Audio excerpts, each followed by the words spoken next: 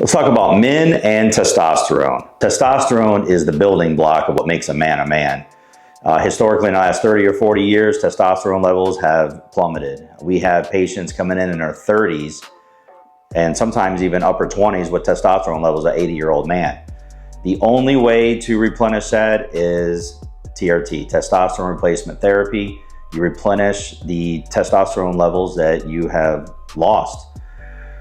So by replenishing your low testosterone levels and bringing them up to the optimal range, you now have motivation to get out of bed and attack the day, get to the gym and train. If you have a family and kids, be able to go to the events and play soccer with your kids and have the energy and motivation to do those things that you did not have before. You think you might have low testosterone levels or just want to find out what your levels are?